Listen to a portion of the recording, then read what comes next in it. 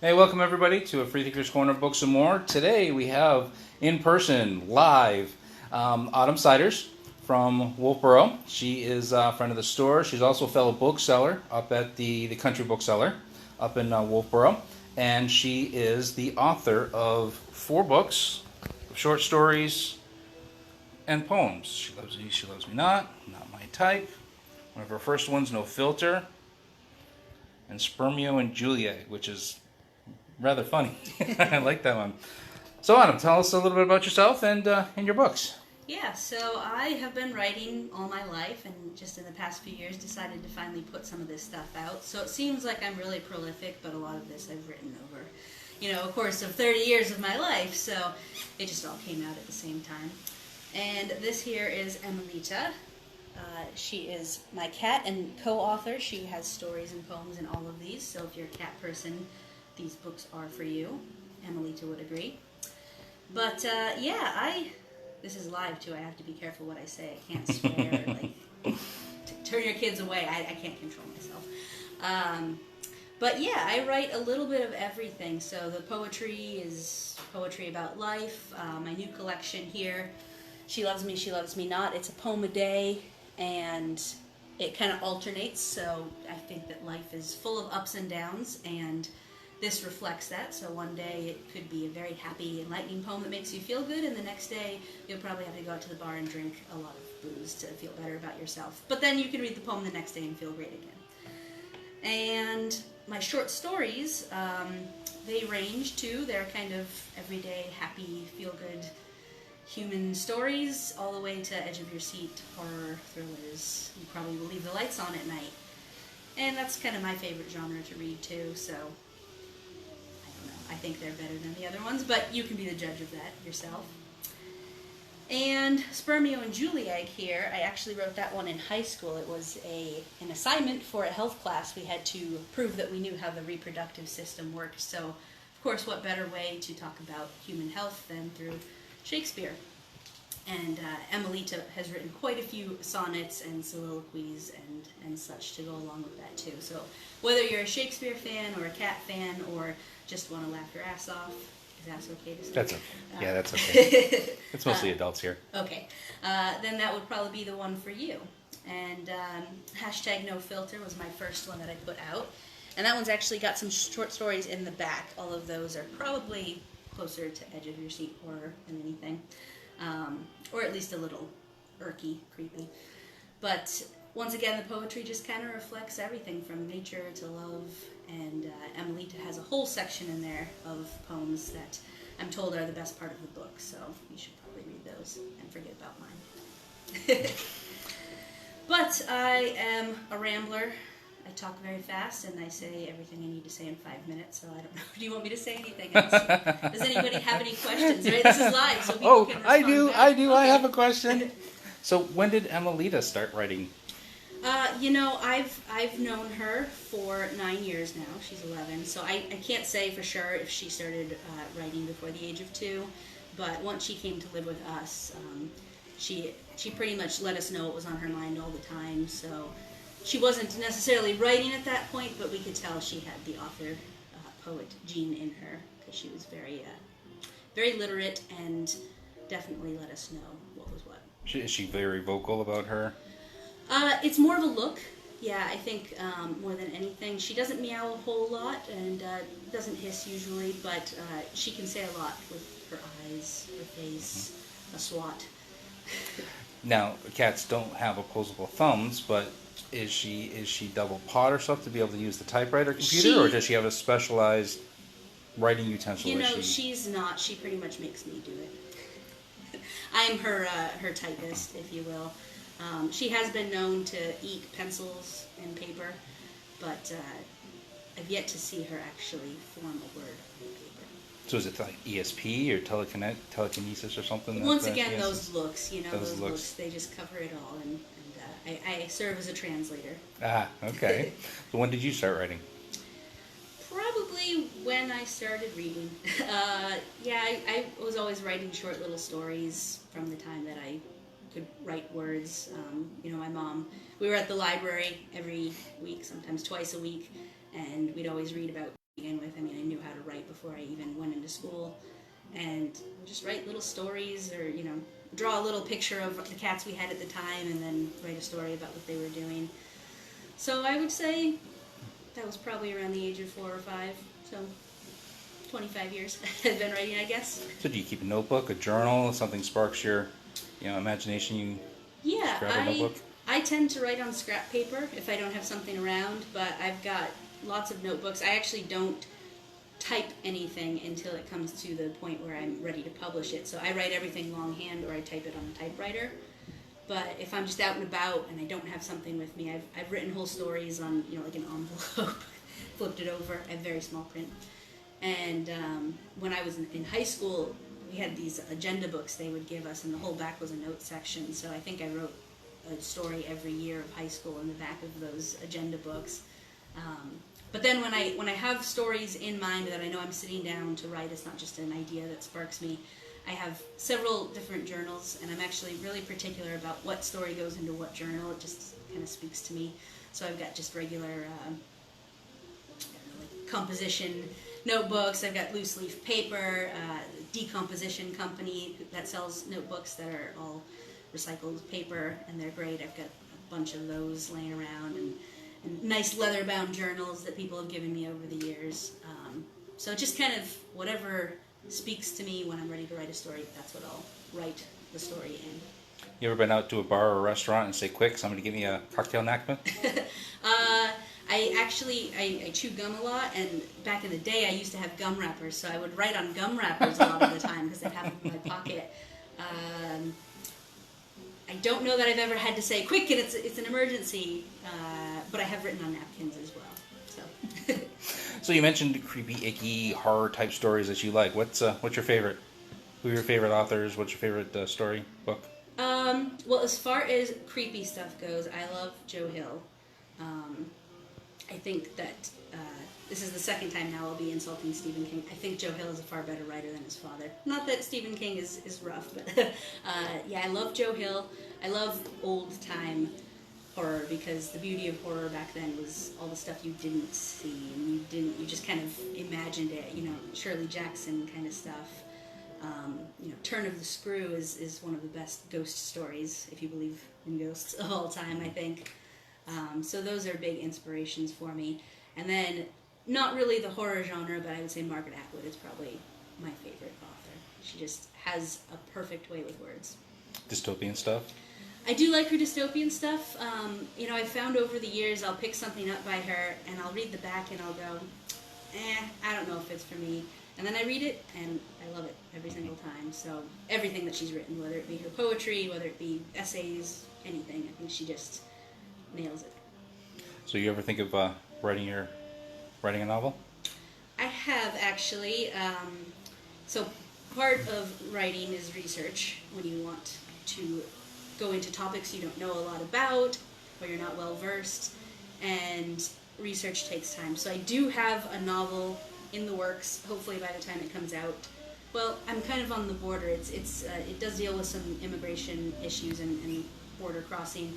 So I kind of hope that it won't be timely, and maybe things will have straightened out by then, but knowing humanity, it might still be a timely piece by the time I finish it. Instead of putting it in current affairs, you can put it in historical fiction? That would be nice. That would be nice if it could just be not forgotten, but not the future. Any timeline on this, or is it still just kind of... Still in the research facet. I've got a stack about Yeats Hall on my nightstand of books just on those topics that I really want to delve into before I even start to fully craft the story. So. I have a lot of ideas for stories, but it's just the research thing that just... Yeah. I don't want to take the time to do it. Yep. One of the stories in Not My Type, so these are short stories. I mean, these are just a few pages, folks, and I spent about 4 hours researching GPS devices for one line in the story just to make sure that it was accurate and that, what was happening could actually happen. So to make sure of the accuracy of that, have you ever used beta readers for your short stories or your poetry, or do you perform different places before it goes into the book and say, okay, that one worked well, people like that one, so I'll put that one in my next book? I haven't gone out, and I haven't been part of like a writing group or anything like that, But certain stories that, I'm not 100% sure, I have reached out to people that I think would be better, suited to tell me whether or not that is accurate or not, just to get some feedback, because, especially top issues, you definitely want to make sure that you are not offending anybody and that you're doing what you set out to do and really shed light or help progress people instead of taking a step back and making it into what you don't want it to be. So I have done that, but not on a grand scale or anything. And as you know, Chris, I don't do internet or anything. Right. I'm stuck back in the 20th, maybe 19th century. So I don't really have an online following to kind of reach out like that in that way. So it's really just people that I've met on my walks of life to reach out to. Now, have you self-published? I don't remember. Did you self-publish or did you traditionally publish? I did. I self-published all of these through Ingram Spark, and being a bookseller has helped me immensely with the process, because as a bookseller, you and I both know people come into the store and want us to carry their books, and they haven't thought about helping independent booksellers. They haven't really given that any thought, so they come in and they're charging a ridiculous amount for their book, or offering us very little to stock it on the shelves, and it's just not a feasible thing. So having that knowledge really helped me in the self-publishing. I was able to say, okay, I know what prices these can sell for, what I need to charge so that bookstores can make money, and don't go to that place that starts with A to buy it. How else is being a bookseller? And I want to give a shout out again to the Country Bookseller in Wolfeboro. How has that helped with your writing? Just from all the books that you've sold, you've read, has that worked its way into your works? Definitely. There's definitely some poems about working retail in here, but it has helped a lot. First of all, on a marketing scale, I know a little bit more about how to go about doing things, and what people look for in cover design and that kind of thing. And then on a writing level, I know the kinds of things that my customer base likes. So, when people come into the store, I know our customers, some of them might not like any of this stuff, but that's okay. I'll still tell them about it and, give them the option.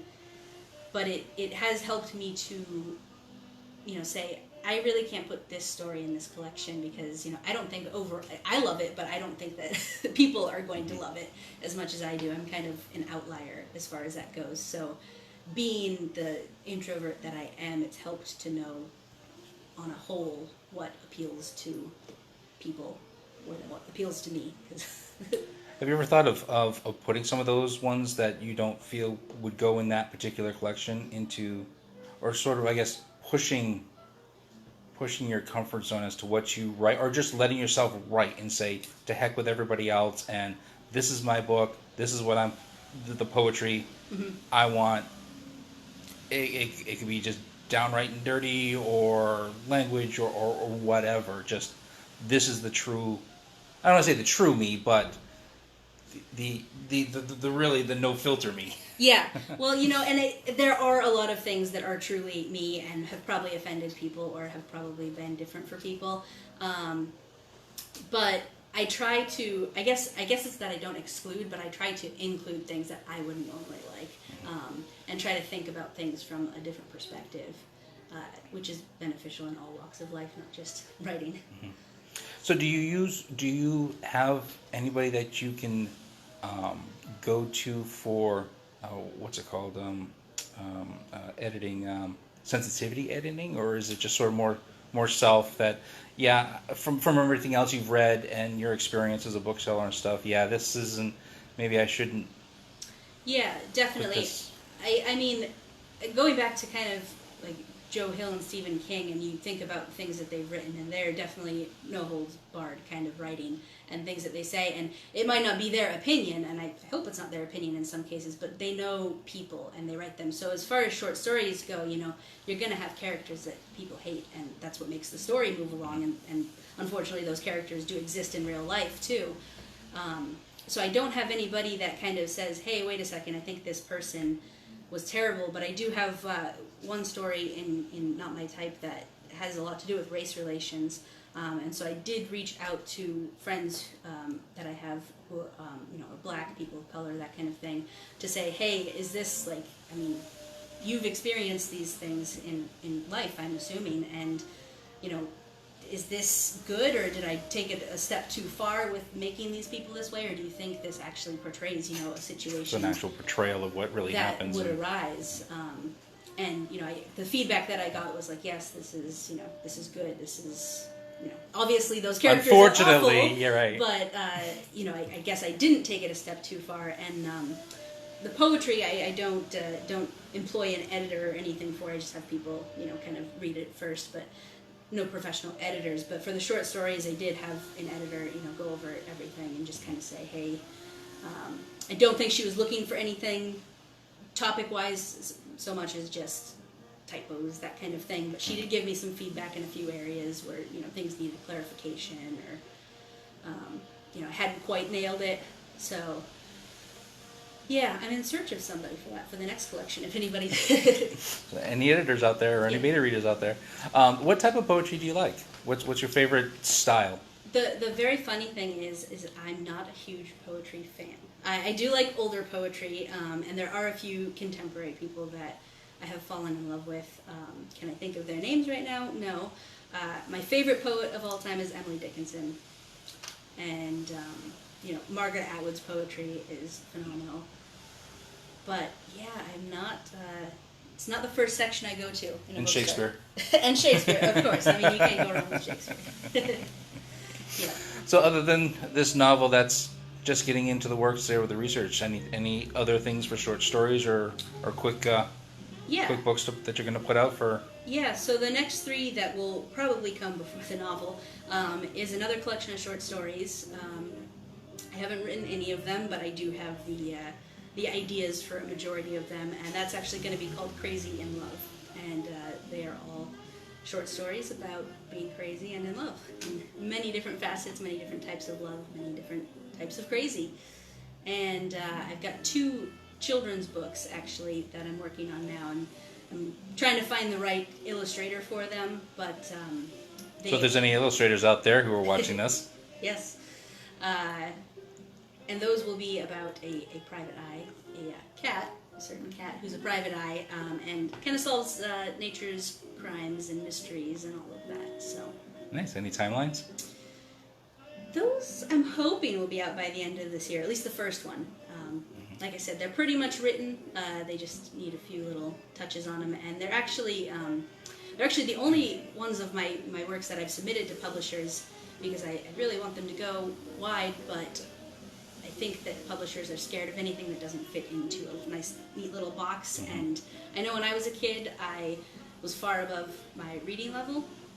I was reading Jurassic Park in like 3rd grade and stuff like that, so I wanted to have something that, for parents that don't, want their kids reading certain things at a certain age, I wanted something that was a higher reading level, but still a story appropriate for a younger age. And so these kind of fall into that category where they're going to push kids to read a little harder.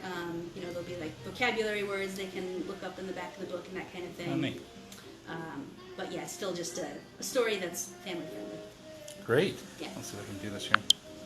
So, for now, anyways, Autumn Siders, local bookseller, is here to, there we go, to talk to you more about her books. She has them here to sign. Of course, if you can't make it down, she'll be here till 1 o'clock-ish. We'll see how it goes, maybe a little longer, but definitely at least till 1 o'clock.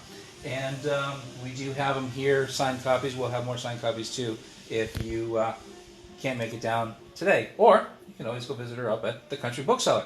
Yep. So, Autumn, thank you very much for being here today. And like I said, everybody, come on down between now and 1 o'clock.